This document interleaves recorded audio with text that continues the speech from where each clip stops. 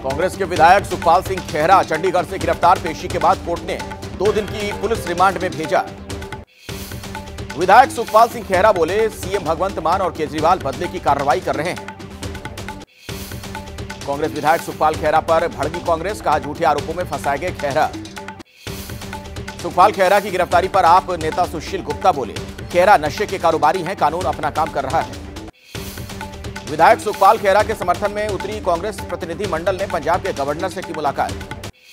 पटना में सीएम नीतीश से मिले लालू प्रसाद यादव। इंडिया गठबंधन और सीट बंटवारे पर हुई बात। बीजेपी के साथ जाने पर बोले जेडीयू के अध्यक्ष ललन सिंह, 7 जन्म तक भी बीजेपी की ओर नहीं देखेंगे नीतीश।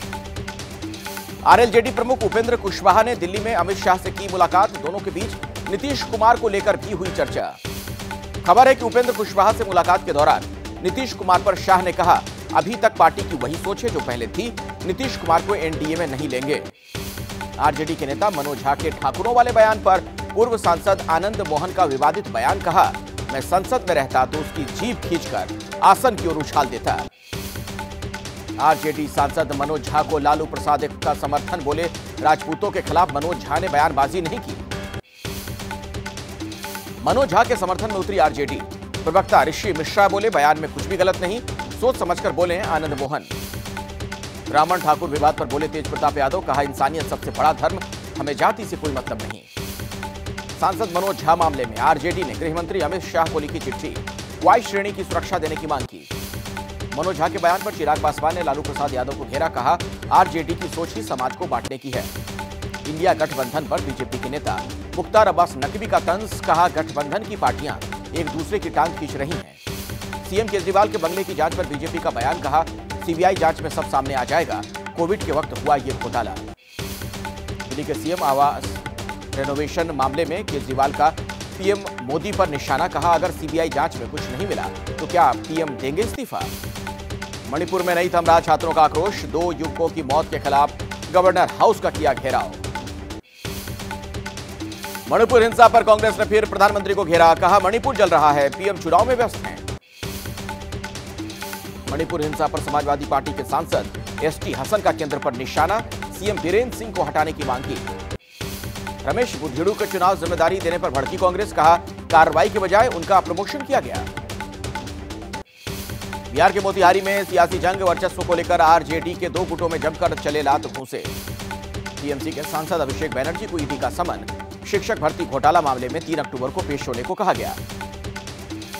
बीजेपी अध्यक्ष जेपी नड्डा और गृह मंत्री अमित शाह का जयपुर में चुनावी मंथन, राजस्थान चुनाव पर बनी रणनीति। जयपुर में अमित शाह ने वसुंधरा राजे से की मुलाकात, विधानसभा चुनाव में वसुंधरा की भी हो सकती है अहम भूमिका। राजस्थान के मंत्री प्रताप सिंह खाचरियावास का बीजेपी पर हमला, कहा बीजेपी के अंदर गुटबाजी है, वसुंधरा राजे को किनारे लगा दिया गया। सीकर सांसद स्वामी सुमेधानंद सरस्वती को फोन पर मिली धमकी, गुरुग्राम की एक महिला पर आरोप। राजस्थान के सीकर की लोसल नगर पालिका में बवाल, ईदगाह को जमीन आवंटित करने पर 2 पक्षों के पार्षदों ने एक दूसरे पर फेंकी कुर्सियां। इंदौर में बीजेपी के महासचिव कैलाश विजयवर्गीय के बेटे आकाश को टिकट देने की उठी मांग, सैकड़ों कार्यकर्ता पहुंचे बीजेपी दफ्तर।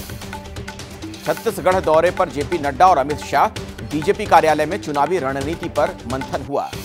बीजेपी के केंद्रीय चुनाव समिति की 30 सितंबर को बैठक, छत्तीसगढ़ और मध्य प्रदेश के उम्मीदवारों पर होगा मंथन। मध्य प्रदेश चुनाव के लिए समाजवादी पार्टी ने तेज की तैयारियां, अखिलेश यादव ने छतरपुर में एक आदिवासी के घर पर किया भोजन।